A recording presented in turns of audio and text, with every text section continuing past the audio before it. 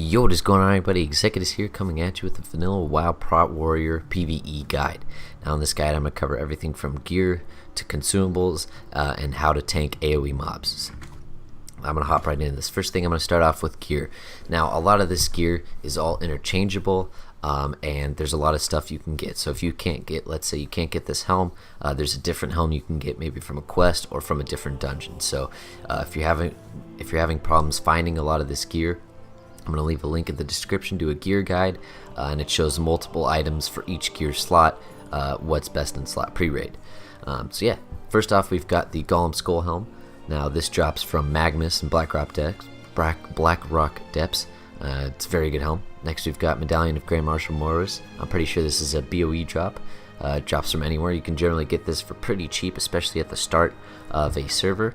I know that I in fact sold one for 75 gold, which was able to get me my level 40 mount when I got the drop early on Zeth Kerr way back in the day. But if you buy this, the earlier on you buy this, let's say it's a fresh server or something, or when Classic just releases, the earlier on you buy this, the cheaper it's going to be, even though it's still going to cost a lot of gold. Next we've got Stockade Pauldrons, another BOE. These also cost a lot of gold, as they are best in slot for a while. I think they're even better than Might Shoulders until the Alterac Valley patch comes out, so they're very good. Again, the sooner you get these best in slot items, pre-raid best in slot items, the cheaper they're going to be. So if you wait for a long time, maybe not thinking about tanking or not thinking about getting your pre-raid best in slot, I'd certainly go for these items. Next you've got the Redoubt Cloak. I'm pretty sure this drops from Daramal North, the Tribute Run. Next we've got Enchanted Thorium Breastplate. This is made from blacksmithing. Yeah, very good. A lot of this gear, or not a lot, but some of this gear is made from blacksmithing, so that's a very good profession to have, especially if you're a warrior. Mining, blacksmithing, mining engineering, professions like that are very good. Next we've got Rune Golem Shackles. These drop from, I think they're BOE, so another BOE item you could buy. Surprisingly, a lot of these pre-raid best in slot items you're able to buy off the auction house. Excuse me, so it's very good. Next we're going to go on to weapons. So there's a bunch of talks about what's best for threat. There's a bunch of talks for what's best for defense and stuff, and you know, honestly, just get whatever you can. Just get whatever you can. So whatever is obtainable. You can try farming Iron Foe for a very long time. You can try farming like an Alcor Sunraiser, or buying one off the auction house. You can even try getting a Quell Sarar if you can. Sorry for those sirens. Like I was saying, there's a bunch of daggers, there's a bunch of weapons you can get. Honestly, any weapon with just some sort of strength or some sort of low attack speed or some sort of stamina is very good. There's a very few items, main hand items with actual defense on it, besides I think the Quell Sarar and maybe like one or two other items. But yes, just any dagger, any mace that has a very low attack speed, anywhere from 1.4 to 1. Or maybe even 2.0 is very good, excluding Iron Foe. Next, for the shield, you're going to want the Draconian Deflector. It is one of the best pre-raid best in slot shields you can get. There's also the Alterac Valley Exalted Shield. That's very good, the Unstoppable Force, but this is better. Next, you want Satire's Bow. Gives 3 agility, which is good for threat, and it gives you 1 hit. Very good for threat as well. Next, these are also customizable. I've got Force of Will here. This one drops from I think it's Blackrock Depths, and it's very good. Definitely gives you all the stuff you need. When struck in combat, has a 1% chance of reducing all melee damage taken by 25 for 10 seconds. Very good. Equip increases defense by 7. At the start of a server, I'm going to try not to go into too much detail, but at the start of a server there is something called a pre-defense nerf. So this item normally has 15 defense, but after a certain point in time, I think it's either the Alterac Valley patch or some patch during the middle of Molten Core, every item that has defense on it gets nerfed. So a lot of these items you may be, oh well, those shoulders normally have 20 defense, or the ring or trinket may normally have 15 defense. Well, this is after the patch, so yeah, if that makes sense. And then you could have Vigilance Charm, or just any other trinket that's very good. Even I recommend a Hand of Justice is very good for threat. Next, rings, another customizable option. I got Drake Claw, Band of the Whale. I think this is a BOE, gives 4 defense, and then just any pretty much any rings with stamina and strength are very good. Next for boots, this is a pretty hard one to find. I got boots of valor, really not that good. You can get boots of avoidance. You can get a few other boots that are BOE that just give you like 2% dodge or something, but I don't really like those because if you dodge an ability, you don't gain any rage. So especially as a pre-raid BIS warrior, not going into raids, going into dungeons, you're kind of rage starved. So yeah, next I've got Enchanted Thorium Legs, 8 defense, very good. This comes from blacksmithing. Next I got the Stalwart Clutch. This is a quest in I think Badlands or something around there. And then I've got Stone Grip Gauntlets, 10 defense, very good. Now I'm going to go on to consumables. So as a Prot Warrior, you have similar amount of consumables to a Fury Warrior. I think personally you even have more, especially if you want to stack for threat, if you want to stack for a bunch of stuff like that. So I'll just hop right into it. First one I've got is some sort of defense potions. So Elixir of Superior Defense, Elixir of Normal Defense, or not normal defense, but just Elixir of Defense, a bunch of stuff like that. It's very good. Increases your armor by 450 for 1 hour. And then you want to also pair that with Elixir of Fortitude, increases your player's maximum health by 120. So this does not stack, or this does stack with Power Word Fortitude. So these are very good to get. Next are Elixir of Giants, increases your strength by 25 for 1 hour. Why these are so good is because the more strength you have, the more you are able to block with your shield block. So yeah, if that makes sense. And then I've got I got Ramsey Rum Black Label. This increases your stamina by 15. I've also got Food, which increases your stamina. I've got Flask of the Titans here, and then a few other potions. I've got Greater Stone Shield potions. This increases your armor by 2,000, or if you have the Lesser Stone Shield, increases your armor by 1,000 for 2 minutes. This is very, very good. These pots are amazing for fighting hard-hitting bosses during Enrage. So, for instance, Gar, Chromagus, Golemag, I think a bunch of bosses like those, they start to hit very hard, especially when they go, when your healers start to go out of mana, especially towards the end of the fight. So these are really good to pop. Increases your armor for 2 minutes, so it's very strong. Next I've got Crystal Ward, increase the target's armor by 200 by 30 minutes. I do not think these stack with Elixir of Superior Defense. If I put it on, it might take the other one off. I don't know. Anyways, but these are good to get if you can't afford these. I'm not sure if it stacks or not. Next, you want some sort of healing. So that's why I've got Major Healing Pots in here. I've got Whipperoo Tubers. You're always going to have that oh crap moment, so you definitely want to have some sort of healing. You can press it really quickly and you heal. So yeah, that's basic gear and consumables. I didn't cover a lot of stuff like Elixir of Mongoose or some of the stuff like that because it's very hard to obtain, especially if it's a fresh server.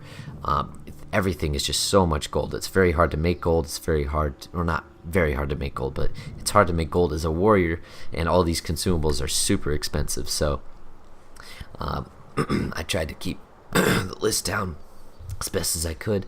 I tried to keep the list as short as I could. It's very reasonable. You know, if you can't afford all of these, just try and get Elixir of Defense and Elixir of Fortitudes and some Rumsey Black Rum Label. These are from Darmall North. You just talk to the boss and you buy them. You know, simple consumables that increase your stamina for just a little bit, even if it's just 10, or your defense, or you know, your armor for just a little bit, they go a long way. So if you can't afford a lot of these consumables, just try and get something that you can afford, and it will definitely it'll go a long way. Next, I'm going to cover some talents. There are a bunch of talent builds you can do, and honestly, it's all customizable. I really recommend that you guys read every single talent, and also look up guides like the one you're watching. There's plenty of guides on YouTube showing Prot talents, but these are the ones that I like the most.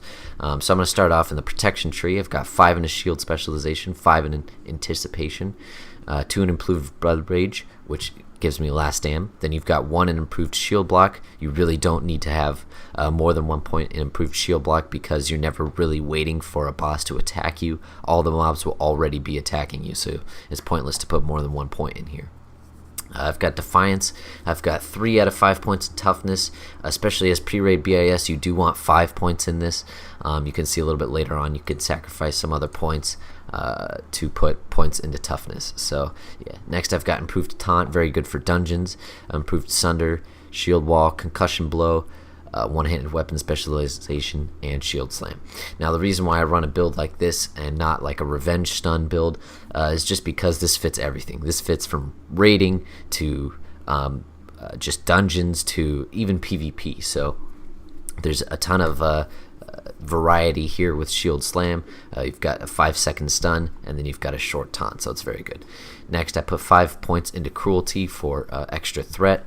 When you crit, you gain more rage, and that allows you to spend more rage, and you have more threat, so it's very good. And then finally, in the Fury Tree, I put 5 points into deflection, and then 5 points into tactical mastery. So you could take 2 points out of tactical mastery and put it into toughness. That's what I would recommend the most. Because you do want that extra rage when you stance dancing. You really don't stance dance at all in raids. It's generally only for dungeons or for PvP. So that's why I really like Tactical Mastery, because I can charge in, maybe get a Thunderclap up. If I have excess rage, I can switch to D-stance and I'll still have 25 rage as opposed to like 10 or 15. So yeah, now I'm going to cover a little bit of rotation. So you guys know I'm outside of Stratholme here. I'm going to go inside of Stratholme, and I'm going to try my best to demonstrate to you guys how to really AOE tank or just tank in general. Now the first thing I recommend is you go into your interface options and you go to your advanced options, and you have this option that says show target of target, and you have it on always. Now the reason for this is it's very important that you guys are constantly looking at the target that you are tanking, because if that target drops threats, you can immediately see who the mob is targeting, and then you can know whether to taunt or not. So I'll give an example. Let's say I'm in Stratholme. I've got a group. I've got a mage, I've got a hunter, I've got another warrior, and I've got my healer, which is probably a priest or something. Let's say the warrior charges in with me and he gains some aggro on some mobs. I'm not really worried, because generally warriors wear plate, they have a lot of armor, they have a lot of health, and worst case scenario they can switch into D-stance and they'll lose a little bit of DPS. If it goes on something like my healer or something, I'm going to want to taunt that target immediately. So it's very important that you tab target. So you can see here, you can tab target and then you look at the target of target. And then from there you're going to either want to use Asunder, you're going to want to taunt, you're going to want to Mocking Blow, you're going to want to do anything that will get the target off of your healer, off of your fellow DPS. So that's Concussion Blow, a quick Shield Slam. Shield Slam generates a lot of threat. Sunder also generates a lot of threat. Even a Demo Shout. Now you have a bunch of oh crap buttons as Prot. You've got an AOE taunt called Challenging Shout. It's on a 7. I don't know why it's on a 7-minute cooldown. I'm pretty sure it's normally on a 10-minute cooldown, unless I'm retarded and forgot something I spec'd into. Anyways, it's normally a 10-minute cooldown, and basically this taunts every enemy within, I think it's 10 yards for 6 seconds. So this is a giant AoE taunt. You're going to generate a heck of a lot of threat doing this, especially if you have some sort of reflection. And it's very good. That's an oh crap moment. You have another oh crap button, which is Mocking Blow.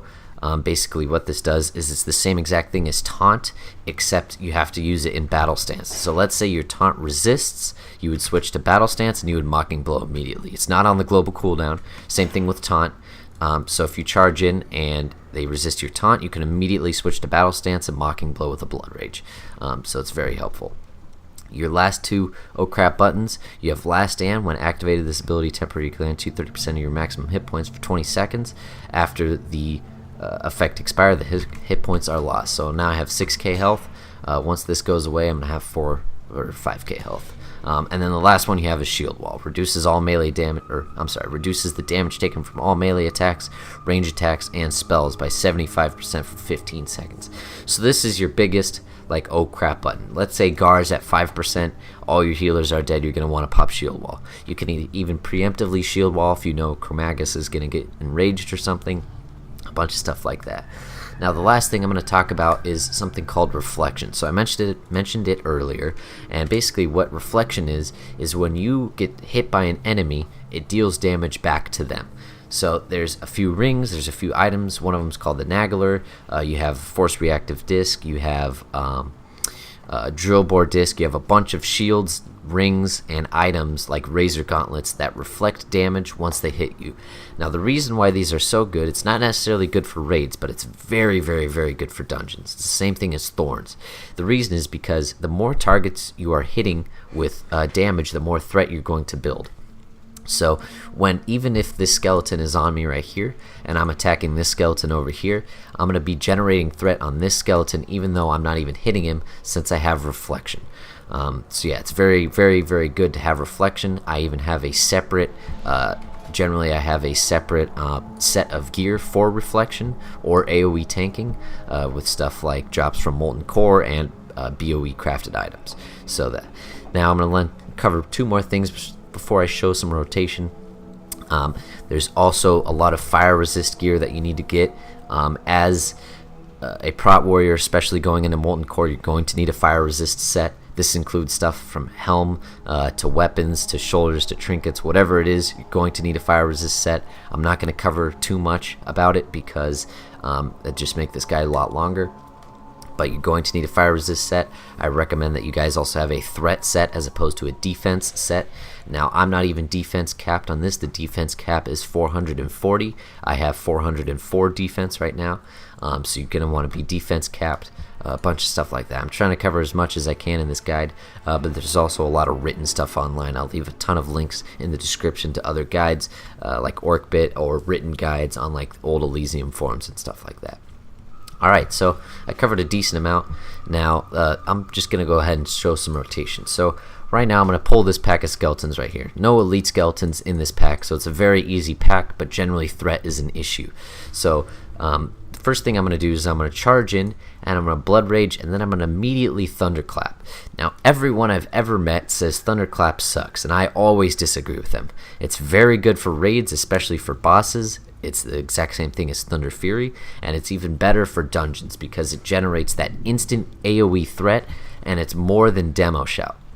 So I'm going to charge into this pack, I'm going to Blood Rage, Thunderclap, and then switch to D-Stance immediately, and I'm going to start cleaving, and I'm going to start tab targeting and sundering.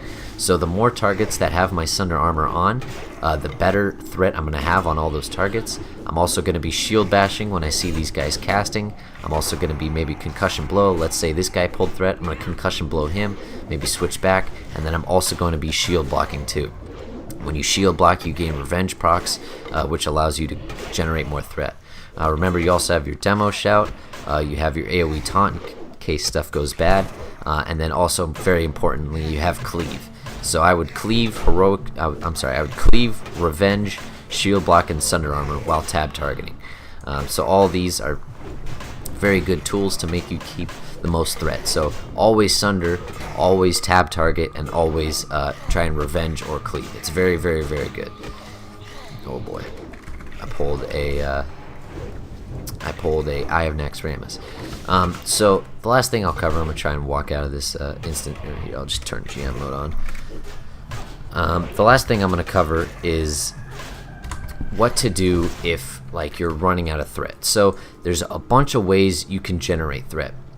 One of them being Demoralizing Shout. I'm talking for AoE packs. So for you have Demoralizing Shout, you have Cleave, and believe it or not, your Battle Shout even generates threat. Now it's bugged on Elysium, and I still think it's bugged to this day. But in original vanilla, you could generate a lot of threat with Battle Shout. So I would still recommend just using Demo Shout and Thunderclap as your main threat abilities for AoE packs. While some of you may disagree with me, on Thunderclap, I have tested it, I have used it. Thunderclap is amazing, and I can't recommend it enough. So yeah, if you guys are constantly rage starved, you can always switch to Berserker stance. You have Berserker Rage, which basically lets you gain extra rage from taking damage. You also have Whirlwind, and then you're also taking 20% more damage, but also having 3% more crit because you're being in the stance. So you can Whirlwind, maybe Berserker Rage, and then quickly get back to D-Stance. You do generate more threat in D-Stance, but it is good to always pop a Berserker Rage because it's just more rage that you have. Like I said before, you have Mocking Blow, so if let's say I taunt this guy and he resists, I'm going to switch to Battle Stance and Mocking Blow. He'll be taunted for 6 seconds. Now I'm going to cover a little bit of add-ons. There's some very good add-ons that I recommend. One of them is called Tank Buddy. I'll leave a link in the description to that. Basically, it calls out saying taunt resisted, or you know, shield while activated, last stand activated. It's very good to have an add-on that lets your party, your raid, or you know, whatever it is, know what cooldowns you're popping, or if a taunt resisted. You know, maybe they can put a power word shield on themselves, or they can just let you know that you can just let everyone know that you're not a bad tank. Also, if you're Alliance, it removes Salvation for you, which is very good because if you have Blessing of Salvation, you do 30% less threat. So yeah, I'm pretty sure I covered just about everything in this video. Another outfit that I recommend is something called Outfitter. Another add-on that I recommend is something called Outfitter.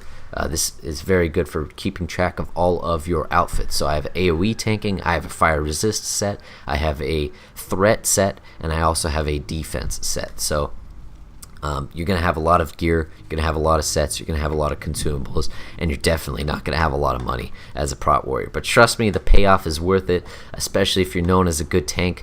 What I do to make money on Elysium, or what I did to make money on Light's Hope, is I sold runs. So I would do something called a tank carry, where I'd run people through Stratholme, I'd run people through Upper Blackrock Spire, and I'd charge them 20 to 30 to maybe even 50 gold per either. I'd probably charge 10 gold per person, so it's like 40 gold. Each person gives me 10 gold, and then I would just be the best tank I possibly could. I'd be taunting off of cooldown, I'd be cleaving, and then I'd pass on all the loot. So that's one way of making gold. Another way is engineering, mining, all the stuff like that, blacksmithing. Anyways, if you guys have any questions, please let me know in the comment section below. I tried to cover everything the best I could. AoE tanking, raid tanking, I didn't really cover because it's just kind of the same thing. I mean, you just really sit there, you spam Sunder, you use shield block off of cooldown, you keep a demo shout up, and you keep a thunderclap up so that the boss attacks you 10% slower. And then you pop your Greater Stone Shield pots, you have Mocking Blow, Disarm, a bunch of stuff like that. But yeah, if you guys have any questions, let me know in the comment section below. Hope you enjoyed this guide. Let me know if you guys want to see any future videos, like I might cover Priest, True Faith vestments, or I might cover some class warrior, or I might cover some warrior class guides, like how to get your diamond flask, stuff like that. Thank you guys for watching, and I'll see you in the next video.